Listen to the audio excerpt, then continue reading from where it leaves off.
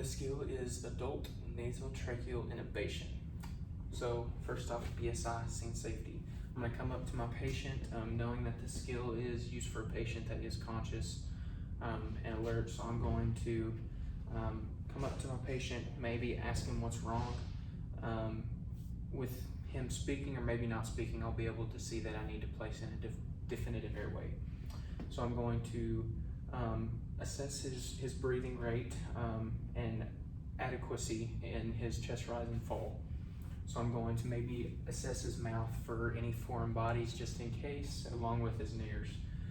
So I'll tell him about what I'm going to do. So, sir, what's going to happen is I'm going to place this rubber tube in your nose. That way it'll just allow us to ventilate you and allow you to receive the amount of oxygen that you need. And then next, we're going to remove that device and then we'll place in another device to secure it so that way it won't be removed. So going along with that, I will continue my skill. So I'm going to size up the appropriate sized NPA, nasopharyngeal. So I'm going to measure it from his nair. I'm going to lubricate his nair a little bit. Now I'm going to insert the NPA bevel towards the septum and rotate. Okay, now I have that device in place. I'm going to BVM my patient. So if he's conscious enough and alert and he's able to move, I will ask him if he would like to hold the mask to have it seal on his face. So he's holding with a seal to his face right now. While I'm doing that, I'm going to deliver one breath every 5 to 6 seconds. I'm going to go ahead and hook up my capnography to see his correct end tidal move or number. I'm going to also hook up my patient to oxygen, 100% oxygen, at least 85% to pre-oxygenate my patient. So I'm going to continue to pre-oxygenate for at least 35 minutes before I attempt to intubate my patient through the nair. So while I'm ventilating my patient and he's holding his mask to his face, I'm going to assemble my equipment. I have the correct size ET tube, I have my stethoscope, and I have tape to secure the device to his nair. So I'm going to continue to ventilate my patient. I'm going to give him one more breath and then I will continue the procedure. So, sir, going through this procedure, I'm going to ask you to breathe, allowing the tube to go down into your trachea. So, alrighty, one more breath. Okay, good. So I'm going to remove the mask. I'm going to remove this, alrighty? Tell me if it hurts. Alrighty, so it's removed. So now I'm going to take the ET tube. Alrighty, whenever I insert this, I'm going to ask you to breathe. So breathe for me. Breathe. Perfect.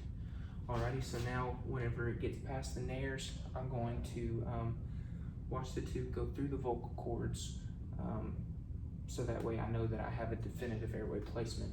So I'm going to insert the tube. Let me know if that hurts any. Alrighty. Perfect. Breathe. Good. Breathe. Breathe. Okay. So knowing that I have that in place, I saw that it's gone through the vocal cords. I'm going to remove the stylet. I'm going to note the depth as well, and it's at 25. So I'm going to inflate the ET tube device balloon with 10 milliliters of air. Now I'm going to hook the BVM back up. Okay. I'm going to ventilate the patient, continuing one breath every 5 to 6 seconds with 100% oxygen. Still having the capnography hooked up. Now I'm going to have my partner, if I have a partner, to take over ventilations and keeping the device secured to his nair while I listen over his epigastrium and his lung fields. So knowing that my partner is ventilating the patient, breath, breath. Auscultating the epigastrium, breath, breath. Okay, so I did not hear any air movement through the epigastric space, so that means that I did in fact intubate the patient's trachea, so that is a good thing. I'm also noting the depth of the patient's chest rise and fall. Now I'm going to get my tape. We'll say that this is tape. I'm going to secure the tape to the patient's face, so that way I know that if the depth of the ET tube moves, I may or may not be in the trachea if the tube dislodges or goes any further.